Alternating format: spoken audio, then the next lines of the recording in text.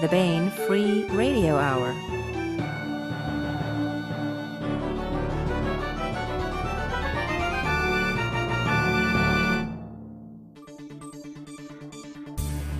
On the podcast, Mad Mike blows things up and puts them back together with panache. A peek into the future yells Baen Books treasure. The Baen summer interns dish about their toils and triumphs. And part 19 of the complete audiobook serialization of David Weber's Shadow of Freedom. All right now.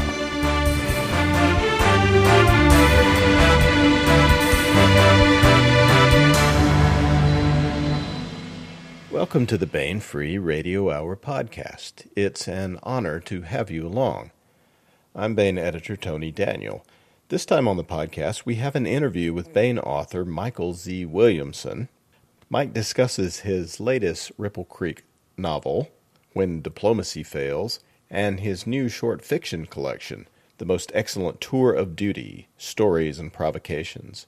Plus, we have an interview with the Baen summer interns.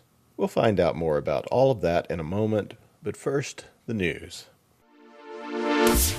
If you're a perspicacious Baen reader, or at least an obsessive one, you may have noticed that the new spring schedule has appeared on several of the book-selling websites. Those of you into publishing minutiae will know that we have 3 seasons, spring, summer, and winter-fall, which also happens to match exactly the landscape at that time if you live in West Texas.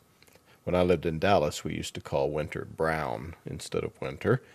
Anyway, the Baen spring season has been cited, and it includes the new book in John Ringo's Black Tide Rising series, On a Darkling Sea. Now, since the first book in the series, John's Under a Graveyard Sky, isn't going to be for sale until September, you can either be disgruntled that you already know the title of its sequel, or happy, because you know the next book in that very cool new series is on the way.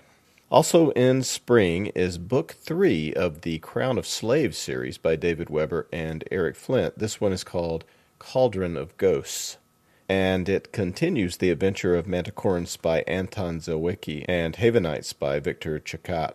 This is a wonderful sort of sub-series in the Honor Harrington universe. It's one of my favorites, and you can bet a lot of readers will be very happy this is on the way, and it is on the way in spring. Those are just a couple of the highlights upcoming next spring. We'll be talking about everything, much, much more, of course. It's going to be a great 2014 with lots of new books by your favorite Baen authors, so batten down the hatches. I want to welcome Michael Z. Williamson to the podcast. Hi, Mike. Hi there. Michael Z. Williamson is the author of 8 novels and now a short story collection for Baen. His first Baen novel was Freehold, which depicts a really well-done libertarian society fighting for its freedom in an otherwise oppressive human star empire. It's a society up against a totalitarian adversary that includes the UN-dominated Earth and an autocratic and corrupt colonial alliance among many of the other settled planets. Correct me if I'm wrong on any of that, Mike.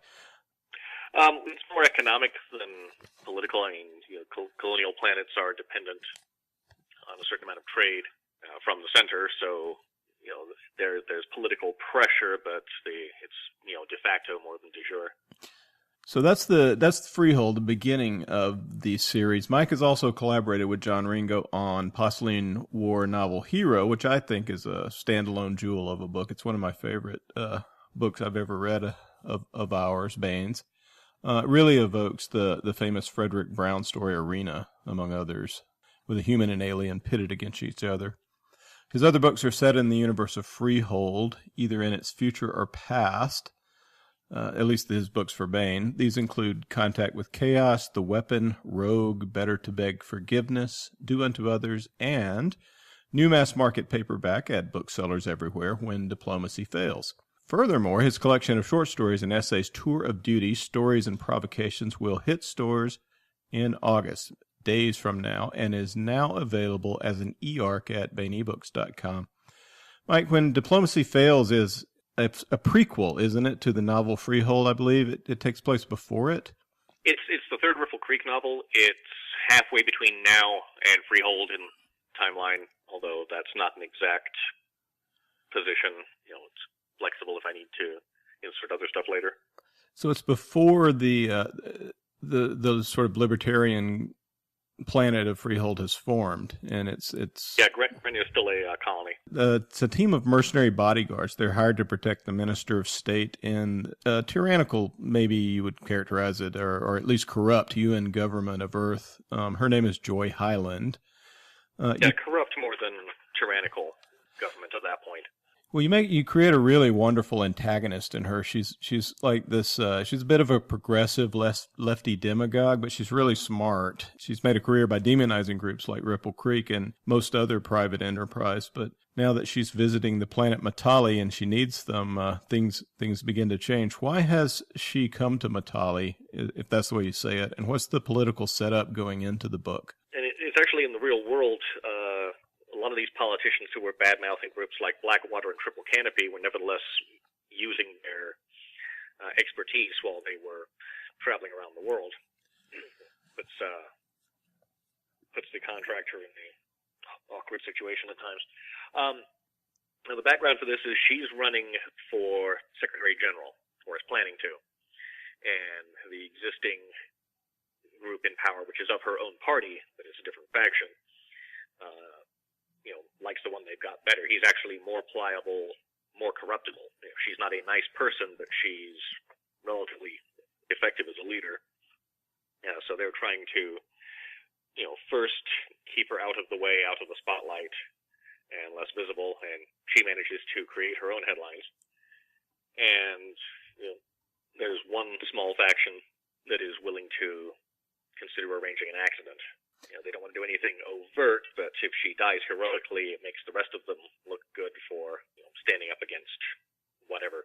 Yeah, so she goes in thinking she doesn't realize that a cabal within her own political party is after her. After her, but she doesn't think they'd escalate beyond that. Yeah, and so she is perfectly happy to use and abuse Ripple Creek until suddenly she realizes that that somebody really is trying to kill her. And to a certain extent, security contractor expects to be, the bad guy. If you need to cancel stuff, it's always sort of like my mom said, my security doesn't think it's safe for me to do that. Minor stuff, you're more than welcome to pass off on them. But yeah, she's sitting there blowing hot and cold at the same time, bad-mouthing their finances and their corporate background, but nevertheless, quite happy to have them keep her safe. What is I don't know how far you want to get into it. Is Highland based on any contemporary politicians? I mean, I can think of one or two that she highly resembles. Yeah, composite. I actually know people in State Department and in some private entities who do executive protection. And actually a lot of the people you'd think in the real world who you'd think would be the most obnoxious to work with are very professional to work with. They're used to having details around them 24/7, and they understand it's part of their job and they work with it. Well, there's some fiction, so I said have fun. Yeah.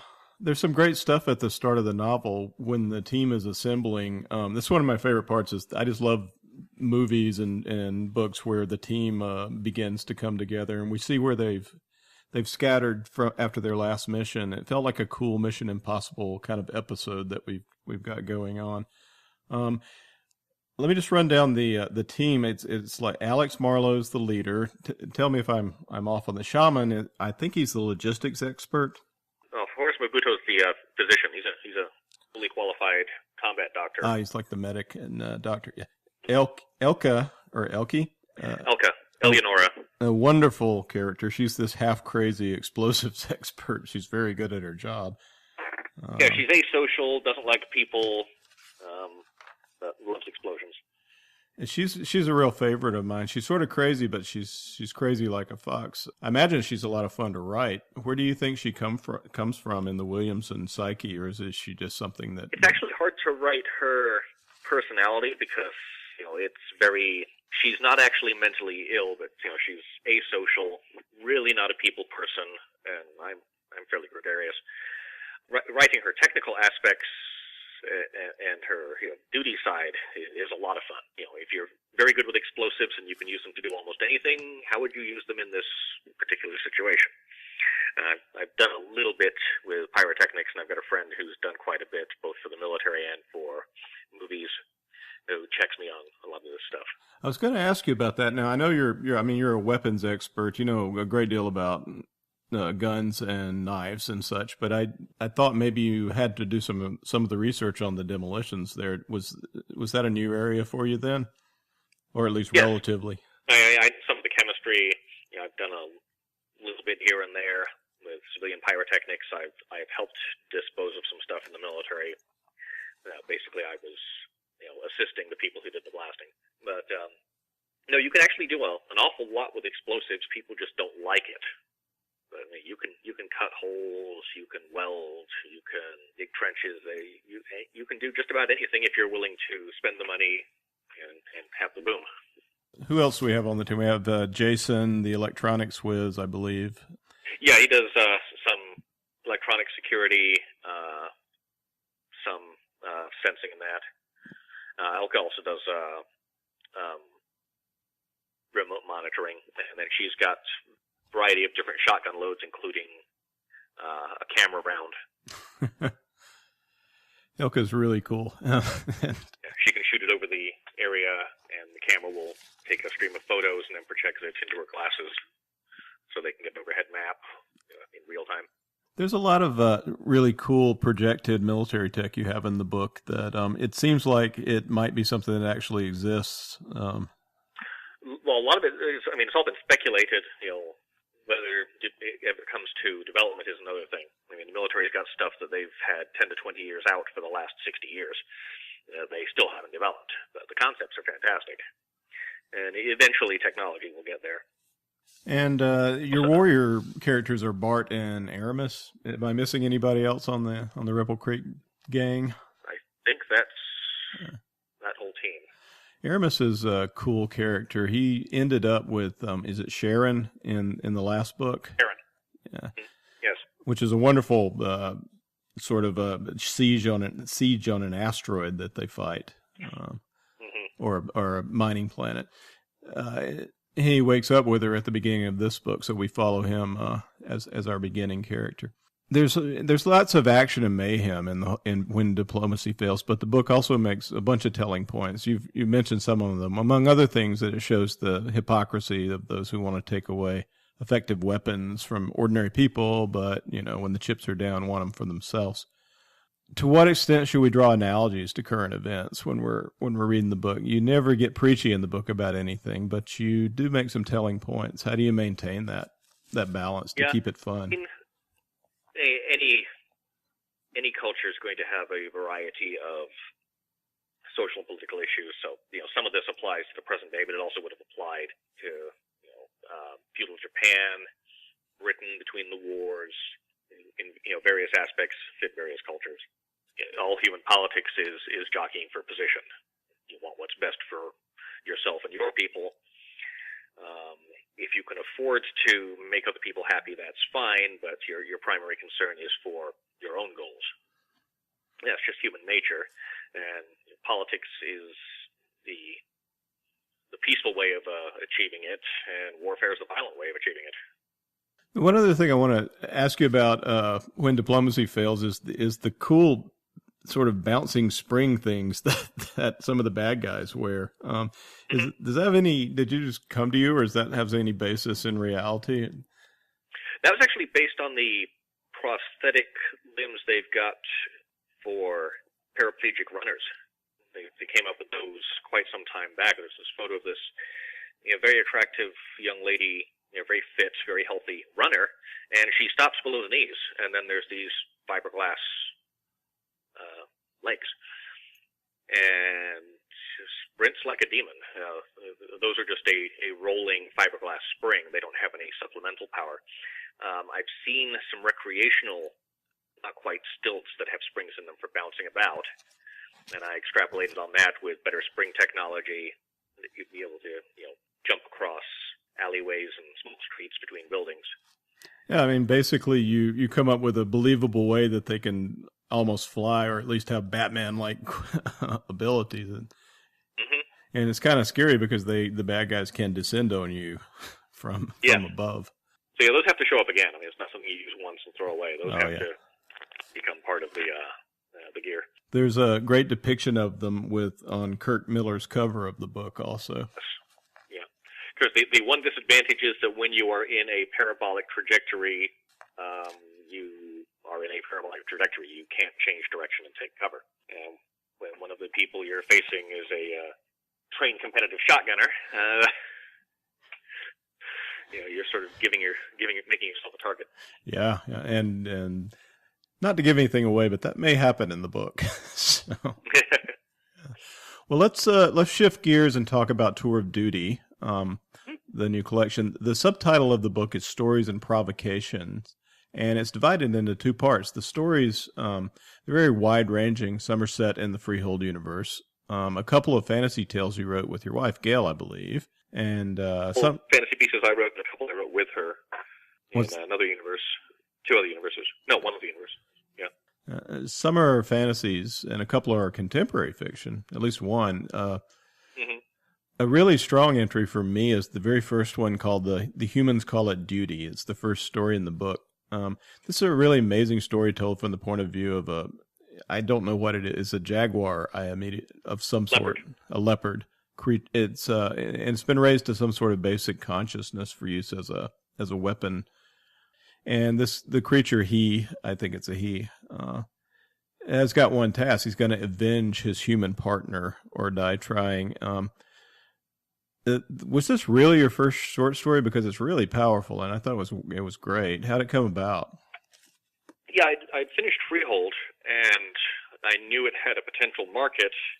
I was trying to get noticed, and I had another author advise me to write short stories and get those published, and get a couple scenes so that I had some visibility. That used to be the ideal way to get novels sold. It's the time that was going out of vogue, and it's no longer really good advice because there's a lot fewer short story markets these days. These days you need online presence and visibility. Seems to be the best way to get noticed. But I wrote a couple of different stories. That was one, and what later became The Price was another one. I sent it out to a variety of magazines, and I kept getting rejections, which was fine. That happens. And I came to one foreign magazine, which was actually got government sponsorship. That they weren't able to make a profit out of their work, which is always telling. But they actually wrote me back a letter saying, this is a simple tale of revenge and killing. It isn't science fiction, and conspicuously did not check the send us your next story box. Everyone else just either sent a form letter or, thanks for sending it to us. We looked at this. It's not really what we're looking for. Yeah. So this one was flat out rude. And I started, I mentioned in the lead into that in the book, I went on to Baen's website and said, so these people were rude. All these other people, the form letters are formulaic. Alas, it doesn't work for us at this time. What's alas? They're not really sad. They're giving me bad news politely, but, dear contributor, thanks for submitting, but we can't use it. Why is alas in all these rejections? And Jim Baen replied, he said, maybe they're being alliterative. Alack, alas, alay, and told me to send him the first chapter of Freehold and he'd take a look at it. So I wound up getting published, and then that story, Unchanged, got picked up for Future Weapons of War anthology, edited by Joe Haldeman, who is a phenomenal writer, great guy, very knowledgeable. Yeah. He thought it was worthy enough to include in there, and I've since sold at least one reprint. Haldeman knew a good thing when he saw it, I guess. Yeah. But it really reminded me of Jack London's story, Call but of I think it's a respectable story. I think it's very good, and it's really good for a first story. It's like this. I mean, it's like you burst upon writing short stories full blown instead of the usual development curve. I assume you had that. Short stories are in some ways harder because you've got to get your character defined and your plots defined in 1/20th to 1/10th the space of a novel. And you're creating a universe and then throwing it away when you're done, unless you do more stories in the same universe. In the Freehold universe, I've got military leopards the Freehold forces have. They have dogs as well, but some of the big cats are quite trainable, and they've got even better senses than dogs do. And there's also the fact that we're used to dogs. We've had dogs somewhere between 50 and 50,000 years. People hear dogs barking. It's not necessarily scary. When a big cat snarls, it's terrifying. You know that is a predator, and you know that it will quite happily kill you and eat you. Well, this, like I was saying, this story really reminded me of Jack London's Call of the Wild, because we're inside the viewpoint of the jaguar, and it's this sort of completely trusty but absolutely lethal, ruthless narrator that really gets to you. I always liked Jack London. I didn't actually make a direct connection there, but I've always enjoyed his work. He's a phenomenal writer. This leopard is trained to help with reconnaissance and potentially with security missions. And then once the handler dies, he's both upset and doesn't have anyone to rein him in. So he reverts to instinct and fix what hurt him. Well, another excellent entry in the collection is the brute force approach, which is it's a story that highlights what I think is a big Mike Williamson strength. I see it in a lot of your work, and that is the way you portray blue-collar men and women. You do military well, but you also just do blue-collar guys really, really nicely. You really got them down, make them feel real. And, as a guy from a blue-collar family, with brutes at least, I appreciate that. So in Brute Force Approach, you have two sort of working class cultures figuring out how to work together to save a bunch of people. Do you think this strength in your writing, which I've seen it stretch across, it comes from any of your own personal experience, or were you a child of privilege and this is all writerly? Oh, no, my mother was a barmaid while I was really young. While my father was in school, and he was alternating semesters. This was in Britain.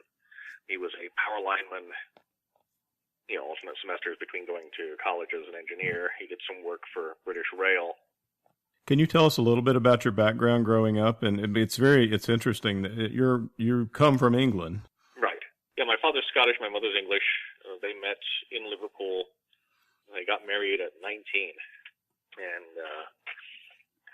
so, yeah, my mother did a variety of jobs that were appropriate for ladies at the time because it was a different nation and a different culture. My father was going to school. Both very bright people. They both threw themselves into making the family work. And so, yeah, I remember, we weren't poor, but we were by no means rich. It was a adequate lifestyle. Well, you go into that to some extent in your introductory essay to the book, and it's really a fascinating story. I mean, you immigrated to Canada as well when you were young. First, yes. Mm-hmm. And then came down to America. There's a really moving bit of your introductory essay when you took the citizenship vow or oath that I was at such a ceremony when my wife took hers. And it really gets to you. You don't expect it to. Yeah. Well, Canada's very pretty. It's a very nice country. I've always liked when I've been there, although these days Toronto is looking more and more like Chicago. It doesn't have the crime, but it's got the crowding, and it's much less pretty than it used to be. The problem with Canada is if you're living near the major population centers, that's a very small chunk of what's the second largest country on Earth. And both the cost of living and the population density is outrageous. If you can manage to live out in just a few further miles out, it's amazing. But if you're working in industry, you're stuck in the cities. We all got down here to. Did you grow up? You grew up after you moved to the U.S. and around Chicago. Is that correct, or is it? No, Newark, Ohio. Ah, okay. Columbus. Actually, it's 40 miles from Columbus, so we were fairly suburban. In the Midwest. Because before that, it had been Liverpool and then Mississauga, which is adjoining Toronto and is effectively part of the same metroplex. But by the time you took you became a U.S. citizen, you were also in the Air Force. Yes, I enlisted just before my citizenship was finalized. And stayed in, off and on, for many years. Yeah, until I got sick of it. The nonfiction in Tour of Duty is also a lot of fun. You have these advice columns by sort of Viking persona you adopt. Can you explain, is it Uncle Einar? Crazy Einar. I do reenactments with Society for Creative Anachronism, the SCA. We're actually getting ready for Penzic right now, which is their big annual get-together with 10 to 14,000 people for a couple of weeks. And, it's creative anachronism. It's supposed to be fun to do. So I joke about, there's a whole variety of jokes about pirates and Vikings. I told them, Vikings were pirates before it was cool. Not really a vicious marauder. I'm an incendiary slum clearance specialist. There's a whole bunch of this. And I've got an advice column from the perspective of a semi-fantasy, semi-historical barbarian. So, Dear Crazy Einar, what do I do about this? I did that for the Penzic newspaper for 2 or 3 years. Explain Penzic to us real briefly. It's 2 weeks in Pennsylvania. There's 10 to 14,000 reenactors on site for the duration. Everyone's supposed to be in garb. I'm actually helping my daughter finish her leather coat of plates so she can do some youth combat. There's combat with rattan swords. It's full contact, but they're not sharp. There's archery. There's arts and crafts, everything from embroidery, upholstery, metalworking, brewing and minting, cooking. I showed up last year with some pattern welded Viking-style knives with silver fittings. I was feeling really good. And a friend of mine shows up where he'd drawn his own wire and hand braided the bolsters. While he's feeling pretty good, someone shows up who's produced a 14th century clock, hand forged all the gears. But first he hand forged all the tools so he could make the clock properly. Could make them and probably dug it out of the ground, the ore out with his hands or something. Yeah, almost. So there's kind of you've got people who are mostly there to play and are more fantasy oriented, but it's all cultures and eras. So you veterans try to one up one another with authenticity. Well, yes and no. I'm playful about it. There's people who show up wearing colors not found in nature and patterns and spandex and that's only squintably passable as medieval. And I've got one horribly outrageous outfit that's black and white, houndstooth, stripes, and plaid, all of which is documentable. If you look at me through a camera lens, you will go blind trying to focus because there's so many contrasting lines. It's really disorienting, but it's completely documentable as something they could have had. Doubt anyone actually did. Yeah. But there's a gentleman who does set design in Hollywood who's actually comes in on a truck, a small truck, breaks down, knocks together. It's a 2-story Venetian apartment. He's got a tiled floor, bookcases, a spiral staircase, a 4-poster bed upstairs, overlooking the lake on site. Absolutely beautiful and fantastic. Wow, that is commitment to reenactment. And we show up, we beat each other with sticks, we test each other's beer and wine, eat lots of food, have a good time. I do some smithing on site most years. I also make a variety of stuff to sell: knives, swords, some armor supplies. It's 2 weeks to sort of reboot my brain, although these days it's hard to manage without. I used to not care what day it was, and these days I pretty much have to have a laptop so I can stay on top. Orders, media requests, run credit card. Lost a little bit with that. Well, let's to return to tour of duty. There's and to get bit more serious, there's a really chilling account of your pseudo arrest, well, it's a real arrest and a night in jail, and it just sounded enormously irritating and potentially dangerous to you. And you didn't do anything, but the cops just wouldn't let somebody who didn't kowtow repeatedly, at least this particular group of officers. More the guards at lockup. The cops were formally polite, didn't rough me up. There was 2 or 3 people involved. They said, well, we're going to have to arrest you. It's like, absolutely, sir, no problem. I'm usually armed. I told them I was armed. I told them where my firearm was, where my pocket knife was. They were fine. But at the same time, to them it was just a case of let's round everybody up and send them downtown, and they can worry about it down there. The Marion County lockup actually has had, I don't know if they still do, a variety of problems that resulted at one point a federal judge coming in to view the conditions. And if I recall correctly, while he was there, somebody died in custody. Basically, he had some mental problems. He got in an altercation with somebody. They roughed him up, and he got ignored until he died. And that did not go over real well. This was shortly before or after that. It was in that same general time frame. But basically, they stuffed us into this cage and ignored us. Now they're sitting there processing people in, accounting for everybody. The judge has to decide if there's charges, and the prosecutor. Basically takes 24 hours to process in and back out at the least. And they tell you if you get arrested on race weekend or something similar in Indianapolis, figure on 2 days that you're going to be there. The food is marginal. It'll keep you alive. They make sure they physically hand the food to everybody. It's probably a requirement. They don't let anybody go without. But a lot of the guards, their attitude was, you're all guilty, so who cares? And of course, a lot of people will not have charges pressed. Mine were dropped. A lot of people will be found not guilty. Yeah, this isn't prison. This is just a lockup. It seems like the whole attitude of you're guilty and you've abrogated any rights you might think you have. Right. Yeah. They were exceedingly unhelpful to the point of of being passively aggressively malicious.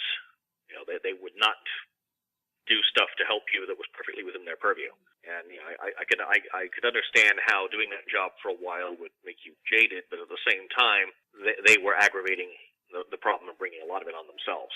Well, it sounded rather terrible, and you really do a good job of evoking that experience in the essay. Well, let's get back to the stories of Tour of Duty for a moment. The one story that was my personal favorite in the collection is Desert Blues. It's this wonderful kind of moment in, I believe it's like a forward deployment base, perhaps in Kuwait. That's set in Iraq.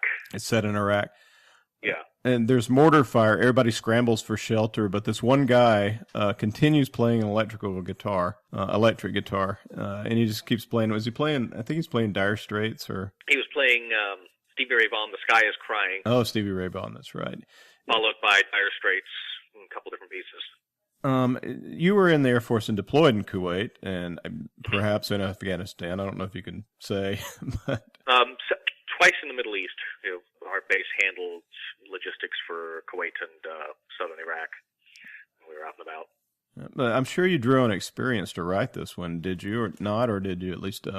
Because it really felt. Well, yeah, some of that. Yeah, some of that was certainly the environment was based on where I was.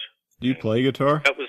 I play guitar. I haven't actually kept up with it in some time. I used to be pretty good, but I've never been a composer. I could play what other people wrote. As I did more and more writing where I can be the creative force, the guitars fall by the wayside. I gave one of my guitars to my daughter, and I bought her a couple of others. She's working on classical gas, Smoke on the Water. She also plays keyboards, harp, harmonica, sings. She does a variety of stuff. Yeah, appears on the cover of Rolling Stone with guns or within. Yeah, but she made it to Rolling Stone holding a gun. I haven't played in quite some time, really. Just a little bit now and then. Yeah, I play guitar. A lot of people over there did. I was actually surprised how many people had some musical ability. Our shop had a guitar that someone had left there, an acoustic, and we'd pass it around. It felt like, what it did was it really humanized. It felt like, they're warriors, but they've got this other side to them, and you can't turn that off any more than you can turn off the warrior side of you when you're in such a situation. It was that was a lot of it. It was just the same thing day after day. The weather was oppressively, I was there during spring, summer, and fall. The weather was oppressively hot. The wind was constantly blowing. Stuff was constantly breaking. Get threat warnings periodically, most of which nothing ever happens. The people you work with, you learn all each other's annoying little traits until you want to just strangle somebody in their sleep. And I know they wanted to strangle me too. Everybody's got their foibles. Yeah, any kind of entertainment we could get, was welcome. You show up. I had a backpack. Didn't have an iPod. I played music from my computer. There's plenty of cheap mass market bestsellers that people would send us. I had some of my own books, and I was working on a novel at the time, and that was it. Because our duty days were officially 12 hours and usually 14 or 16. What were you were working on Contact with Chaos over there? Or? Yes, and I, as a ranking NCO, I actually had we had hard billets, and we had 2 people to a room. Phone that only went out, or sorry, only came in. They could call us. We couldn't really call out, but the emergency happened. There was a bang late at night. The phone rings. Yeah, we'll be right there. My roommate was in charge of our power plant, former 101st Airborne, and I don't know how this guy ever managed in the infantry because he couldn't sleep without the TV on. And I'm not a fan of TV. I didn't want a TV in the room. I was quite happy. There's one down in the break room. Of course, the enlisted people had one TV for the whole building. They decided we were worthy, and I would rather have not had it. And here I am trying to write a novel, and the TV's on. So well. Well, anyway, the Desert Blues is a great story, and Tour of Duty is a really strong and wonderful collection. So, thanks. The books are When Diplomacy Fails, the 8th entry in the Freehold series, and Tour of Duty, Stories and Provocations by Michael Z. Williamson. Both are at booksellers everywhere. Mike, thank you so much for being with us. Sure, thank you. We like to give you the inside scoop sometimes on what goes on around in these parts. And today we have with us the Baen interns. We have a passel of interns with us today. These include Christopher Cifani. Hello. Allegra Torres. Hello. Is it Allegra or Allegre Torres? Allegra. I see. And Marie Paduc. Hi. What's up? All of you have done some intern tasks so far. I think with the exception of Marie, who has come in a few times, you guys have been at this for several weeks. How would you rate the experience so far? What was it like? Was it like what you expected? I would say I didn't really have that many expectations coming in. I have enjoyed the experience so far, though. I didn't know what to expect. I was sort of an open book. I'm interested in the publishing. I'm interested in the publishing field, and part of, I guess, my only expectation was to learn something about what the publishing industry is like and whether or not it's something that I really would be interested in going forward. And with that expectation, I think that I've figured out that I am interested in it still. You've it made your decision. Yeah, hasn't soured me on the prospect. We were really trying, but I guess you're gonna stick around. How about you, Allegra? Well, I was told that it was going to be a little bit of everything, and that it was definitely going to be a learning experience, and it has been. I think it's What have you learned? To treat books as commodities? Still no. No, you still like them after all. I love them. We all love them here, actually. We just pretend like we're doing it for anything other than love, right? Yeah, you pretend to be jaded, but deep down. We like it. So, Anne-Marie, what have you found out so far? You're going to be with us a long time. You're gonna stretch into the fall. I guess a mix of them both, because I wasn't sure what to expect, but you do learn a lot. I like all the reading you get to do and the reviews, and I don't know. Yeah. All right. Well, what do you think is the most interesting part of the experience so far? You would say reading perhaps slush manuscripts is what you're looking at. It's stuff that has been passed to me, and I'm getting reviews from the interns on it to evaluate, and then I'm gonna look at it. So it's sort of the next tier up from the slush that these guys are going through. But I think it's a very interesting experience, isn't it, to encounter submission manuscripts? I think reading the slush is probably one of the most interesting parts, because you never really know quite what you're going to get, because you guys get such a wide range of manuscripts with all these different ideas and different backgrounds for the authors, and so it's you get to read just a really diverse range of fiction, and it's really interesting. Yeah. What about you, Christopher? Well, I've certainly enjoyed the slush reading process. Enjoyed is maybe a strong word for it, but at conventions, I like to go listen to the editors speak on panels as opposed to writers, which I know is a little different from what a lot of people go to writing panels for at conventions. And of course, slush is one of the things that they like to tell stories about, and about it being so horrible. And luckily, we've mostly been spared that. The worst one that I personally read was really only mediocre, and some of them have been quite good.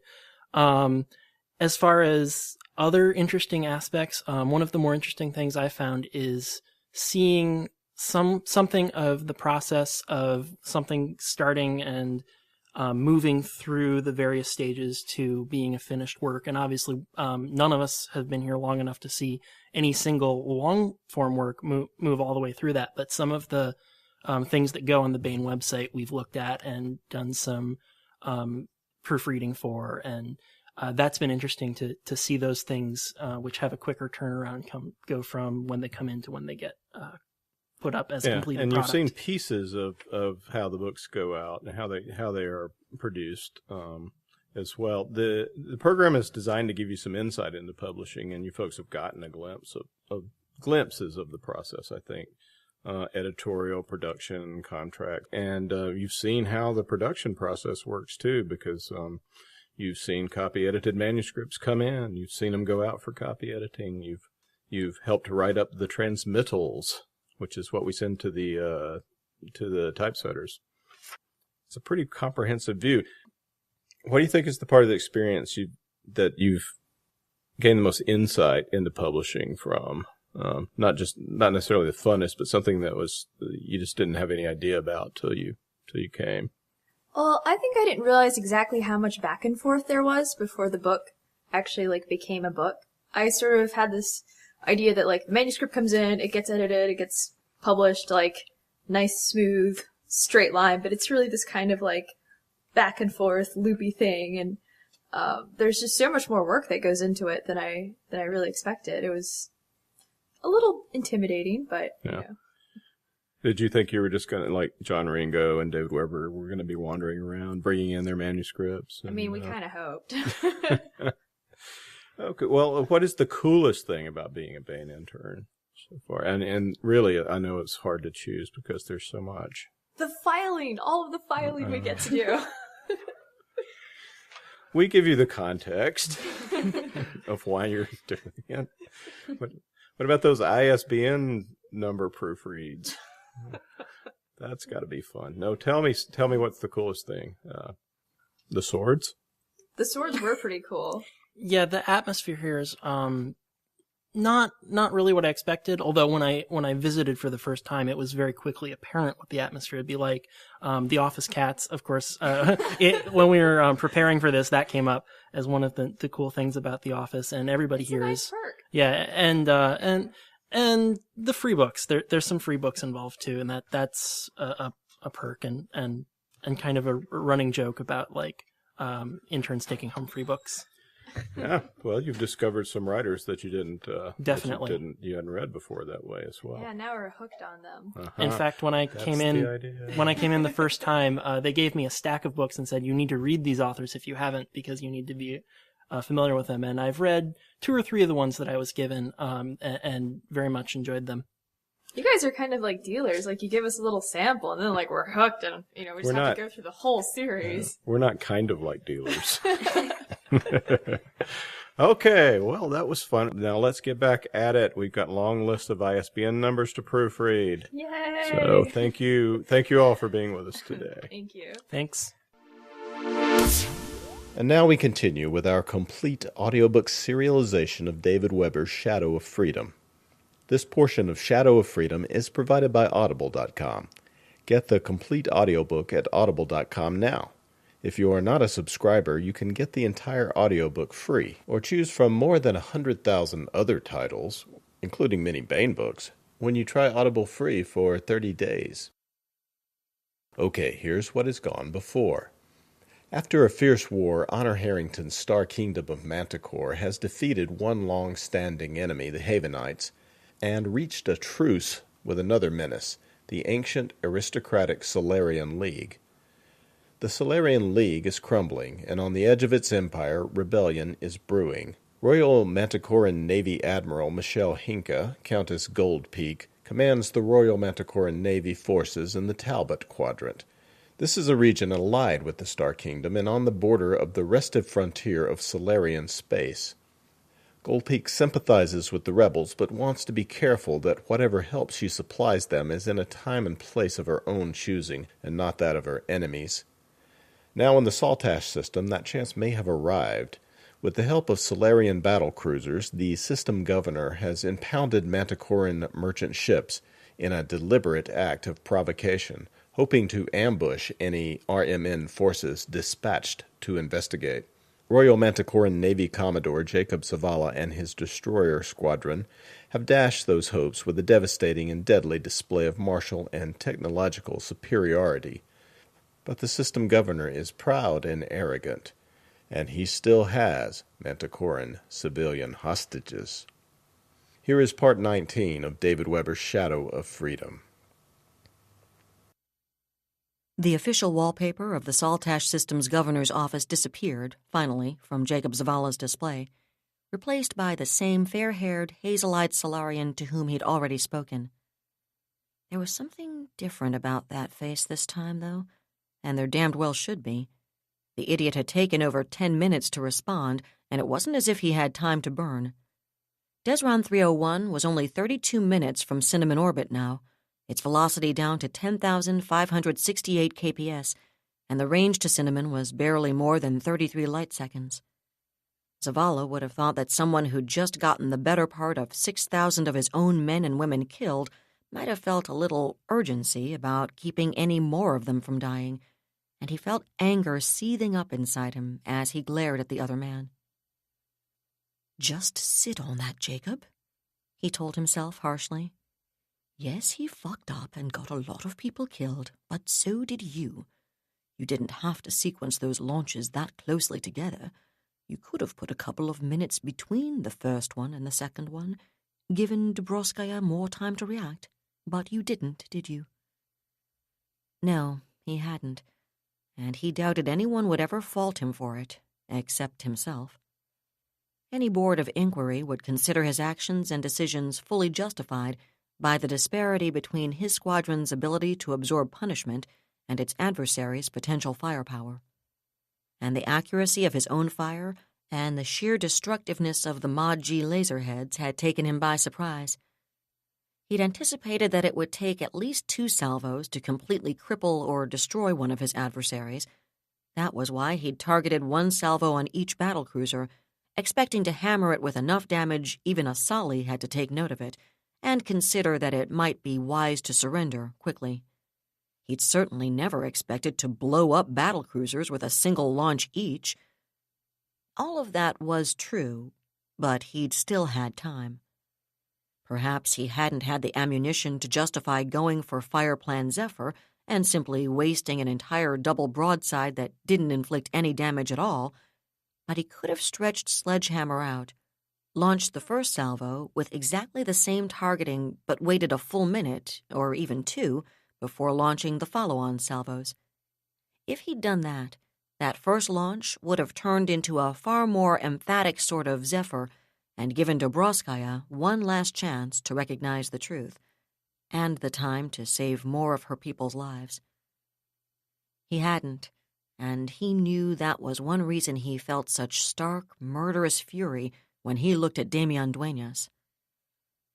"I trust you realize you've just murdered several thousand Solarian military personnel," Duenas said without preamble. "I assure you, the Solarian League isn't going to forget it." Vice Admiral Dubrovskaya and you, Governor, were given ample opportunity to stand down and avoid any casualties, Zavala replied flatly, stepping on his own anger yet again. "And speaking of avoiding casualties, there's the small matter of those destroyers you've got hiding behind Cinnamon's moon." "What about them?" Duenas sounded like a man biting pieces out of a sheet of copper, and Zavala's eyes hardened. "Governor, if I was prepared to engage your battlecruisers, what makes you think I won't engage your destroyers as well? At my present deceleration, I'll enter their powered envelope in 4 minutes, and I'm no more prepared to allow them to shoot at my vessels than I was to permit Vice Admiral Dubrovskaya to do the same thing. Given the piss-poor performance of your missiles and the obvious inadequacy of your anti-missile defenses, not to mention your delay in bothering to reply to me, I will give your crews 5 minutes to begin abandoning ship. I don't intend to go any deeper into their engagement basket than that, however, no matter how crappy their weapon systems are. If they haven't begun evacuating their ships within that time limit, they'll receive the same treatment Vice Admiral Dubrovskaya's battlecruisers received. Captain Zavala, the Solarian League doesn't respond well to threats, and even less well to the unprovoked massacre of its military personnel. You and you alone bear full responsibility for everything that's happened since you intruded into the sovereign territory of an independent star system under the protection of the Office of Frontier Security. Don't think for one moment that the League is going to overlook what you've done here today. Your actions have just enormously decreased any possibility of a peaceful resolution of the tensions between your star nation and mine. I have no doubt whatsoever that one of the Solarian League's demands, if Manticore wishes to avoid the devastating war it's invited, will be your surrender to face trial as a war criminal. You've just used up 45 seconds your destroyers don't have, Zavala replied in a voice of iron. They now have 4 minutes and 10 seconds. Are you totally insane? Duenas demanded. Aren't you listening to a thing I'm saying? 4 minutes, Governor, and you might want to ask Vice Admiral Dubrovskaya, or her ghost, if I abide by my time limits. Their eyes locked, and Zavala found himself wondering just how pig-headed a single human being could be. Sir, I have another comm request, Lieutenant Wilson said quickly over his earbud. It's Captain Meow of the destroyer Avenger. Put it through, now, Zavala said, and Duenas' face vanished from his display, replaced by that of a tall, thin woman in the uniform of the Solarian League Navy. Her expression was hard, stony with hate as her eyes burned out of the comm at him, but she had herself under better control than he would have expected. Captain Zavala? She said flatly. Speaking. I am Captain Meow Pinghua, she said in that same iron voice. I feel certain the consequences of your actions are going to be profound, far-reaching, and ultimately disastrous for your star nation and your navy. Unfortunately, at this moment I'm forced to concede my tactical inferiority. It's obvious your weapons far outrange my own, and it's equally obvious you're prepared to use that advantage. I have to assume you're not prepared to enter my missile envelope before you do so either. In your position, I certainly wouldn't be. Her lips might have twitched with the faintest shadow of a bitter smile. That suggests you intend to destroy my destroyers as you did Vice Admiral Dubrovskaya's battlecruisers, unless I accept your previous terms and stand down before you do enter my range. In light of how little time that leaves, as the senior officer, the senior surviving officer at any rate, present, and absent instructions from the civilian authority in this star system. This time the flicker in her eyes was unmistakable, Zavala thought. I'm ordering my personnel to abandon ship. A diamond dust glitter of life pods began to spill away from the destroyer's larger icons on Zavala's plot, and he felt a tremendous sense of relief. Be advised, Meow continued, that my engineering officers have programmed remote self-destruct commands into my destroyer's fusion plants. Should any of your small craft approach within 5,000 kilometers of any of my units, the enabling code will be sent, and the ship, and any of your personnel who may happen to be aboard it, will be destroyed. She bared her teeth. You won't be capturing any classified data in this star system. First, Captain Meow, Zavala told her, I'm relieved to discover that someone in this star system has the mother wit to step away from avoidable bloodshed. I'm sure you don't want to hear this, but I respect how difficult your decision was, and I commend you for having the moral courage to ignore that idiot in the governor's office and save your people's lives. I take no more pleasure in killing people than the next man. Second, I have no intention of interfering with your destroyers in any way, so long as they pose no threat to my own vessels or personnel. Had Governor Dueñas been willing to approach the situation with a modicum of rationality, I wouldn't find myself forced to require you to abandon ship in the first place, and Vice Admiral Dubrovskaya and several thousand of your fellow spacers would still be alive. He held her eyes for another moment, letting her see the truth and the flinty determination in his own. He chose not to mention the fact that the Royal Manticoran Navy already had more captured information and hardware to play with than it could possibly use. 3 obsolescent destroyers in a nowhere star system like Saltash wouldn't be worth the trouble to board. Nonetheless, he had to respect Meow's determination to see to it that they wouldn't be boarded. "And now, Captain," Zavala resumed, "without any desire to appear disrespectful, I think I'd better return to my conversation with Governor Dueñas. I'm assuming you will be in charge of search and rescue operations here in Saltash. While I can't allow your destroyers to participate, for obvious reasons, I give you my word that any civilian vessels you may dispatch for that purpose will be unmolested. And if you require any sensor assistance to locate survivors, I'll gladly provide it. In fact, we've dropped remote platforms at the site of the engagement, and we're running a plot on all your pods, small craft, skin suit transponder beacons, and debris. If you'll hold this circuit for a moment, I'll have my ops officer arrange a direct feed from our CIC to provide you with that information and keep it updated." "Thank you," Meow said stiffly. "You're welcome. As I said, I truly would prefer for no search and rescue operations to have become necessary."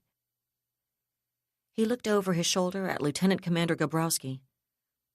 "Arrange it, please, Alice." "Of course, sir." Gabrowski nodded from her position outside his comm pickup's field of view. She also raised one hand and pressed the palm lightly across her eyes for a moment, then grinned, and Zavala nodded back. He'd known Gabrowski would make certain the sensor feed provided nothing but the most basic, essential information to the Solis. It would never do to give Meow a look inside the RMN's actual capabilities. "Good day, Captain Meow," Zavala said, and his mouth tightened as the Solarian officer's image disappeared. "I suppose we'd better get the asshole back, Abijat," he told Lieutenant Wilson. Fresh fury throbbed somewhere deep down inside Damian Dueñas as he stared at the wallpaper on his comm. How dared Zavala simply put him on hold in the middle of a conversation? He sat in his comfortable chair, fists clenched on the blotter in front of him, and the anger within was welcome.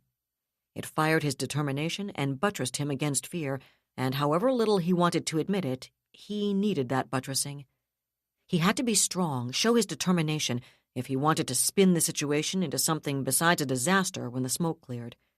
The back of his brain was already busy with ways he could demonstrate that it was actually Tia Lakanen's lack of support and Vice Admiral Dubrovskaya's wildly inaccurate assessment of the military situation and her poor and aggressive advice as his senior military officer and expert, which had created this disastrous situation.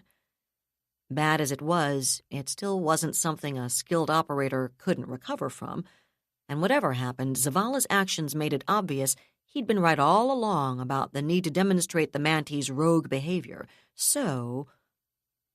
A symbol flickered in the corner of his display, and he scowled as he recognized Kodu's personal attention icon. He growled in irritation, but Kodu had been with him long enough to know how he'd react to any intrusion that wasn't amply justified, and he punched to accept the call. "What?" he snapped, not trying to hide his anger at the interruption. "Governor," his assistant said, "I've just received a report that Captain Meow's personnel have abandoned ship." "What?" Dueñas barked with a very different emphasis. "The report came in from System Traffic Control." Kodu's struggle to keep his own voice calm was evident.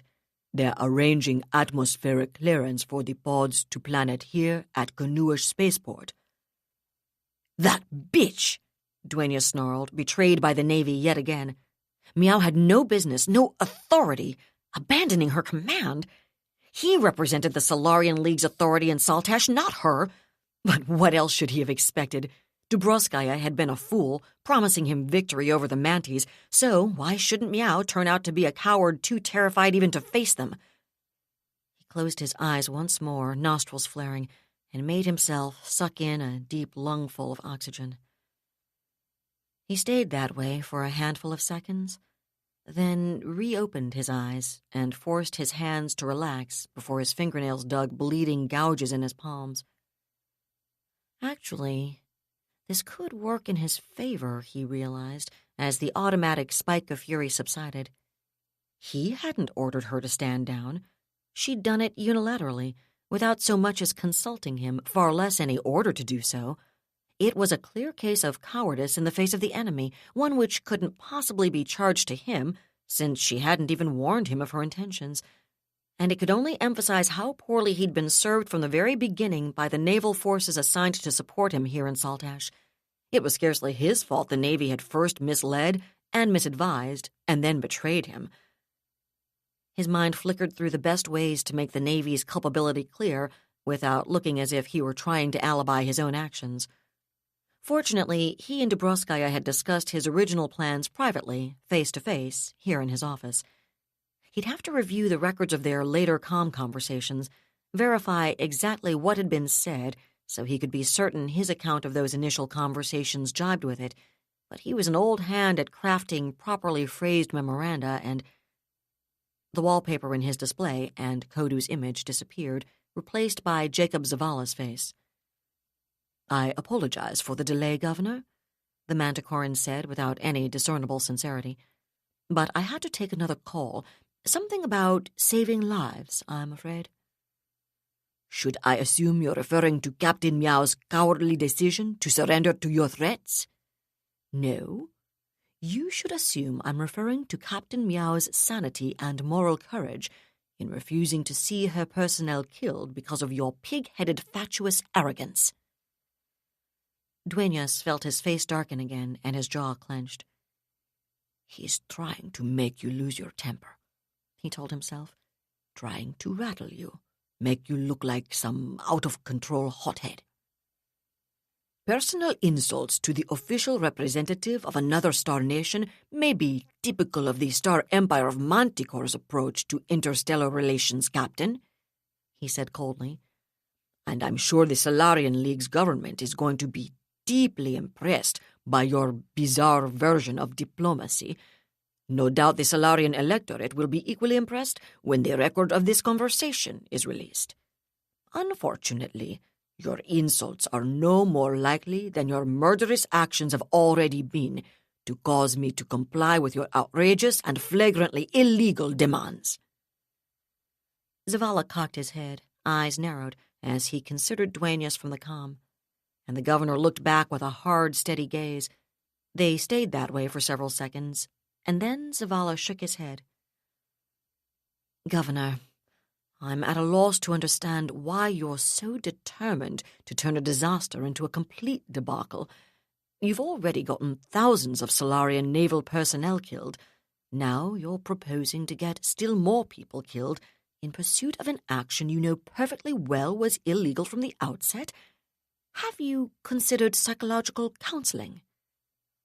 "More insults, Captain?" Dueñas smiled thinly. "They seem to be getting a little less trenchant. Are you running low on inspiration? Or perhaps you're beginning to realize how the blood of the men and women you've murdered today is going to spatter your precious Star Empire once word of it gets back to the Sol system." "I'm not taking anyone's blood lightly, Governor." Zavala's tone could have frozen helium. "I would very much prefer for no one to have been killed. Unfortunately, you and Vice Admiral Dubrovskaya took that decision out of my hands, and I don't think you quite appreciate the actual state of affairs between the Star Empire of Manticore and the Solarian League at this moment. The deaths of Vice Admiral Dubrovskaya and so many of her personnel are a tragedy, and one which I deeply regret. But I doubt very much that they're going to have any significant impact on Manticore's relations with the League. Your career, yes. Interstellar relations? No. I assure you, you're mistaken about that. Governor Duenas. There was something like a note of pity in the Manticoran's icy voice. You're clearly even more poorly informed about current events than I'd thought you could be. Just under 3 T-months ago, Fleet Admiral Crandall invaded the Spindle system. 23 of her super dreadnoughts were effectively destroyed. Another 48 surrendered, along with every screening and support unit. Over 100,000 of her personnel were killed, just about as quickly as Vice Admiral Dubrovskaya's people were killed here, and all the rest, all of them, Governor, every single man and woman, are now POWs of the Star Empire of Manticore. As deeply as I regret the lives which have been lost today, they're barely even a footnote to what's already happened.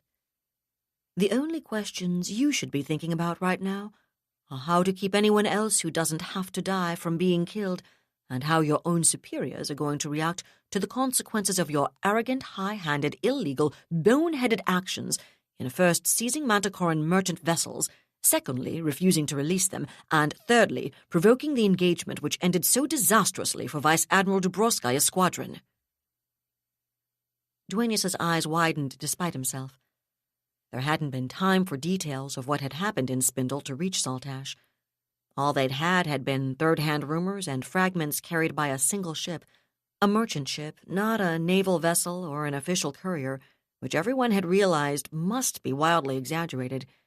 Yet even those obviously inflated loss figures had fallen far short of what Zavala had just said. You don't have any corroboration of his story, the governor reminded himself, and he's got every reason to lie to convince you to back down. Besides, that's ridiculous. Almost 80 Solarian super dreadnoughts taken out by a neo-barb navy with delusions of grandeur? Preposterous. I trust you'll understand why I have to take that assertion with a grain of salt, Captain Zavala, he heard himself say. You can take it with whatever you like, but that won't change what actually happened.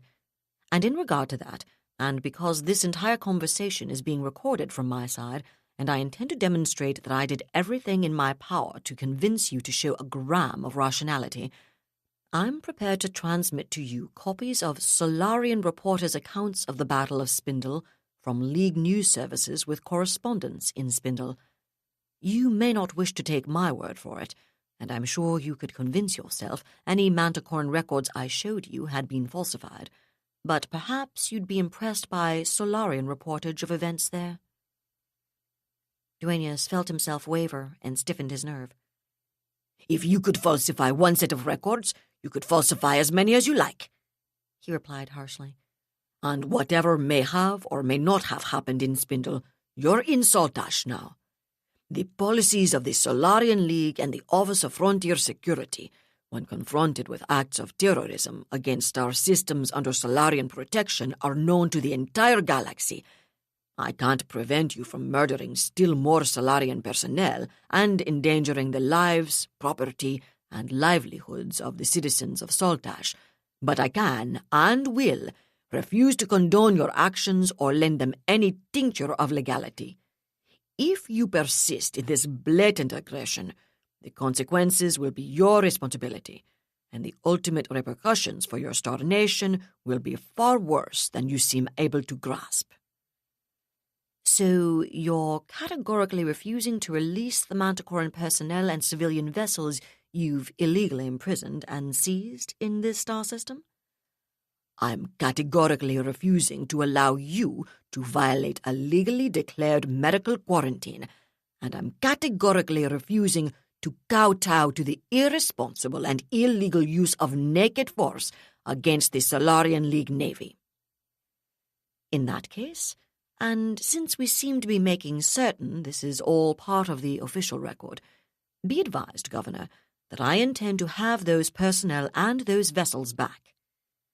Zavala's eyes bored into Duenas.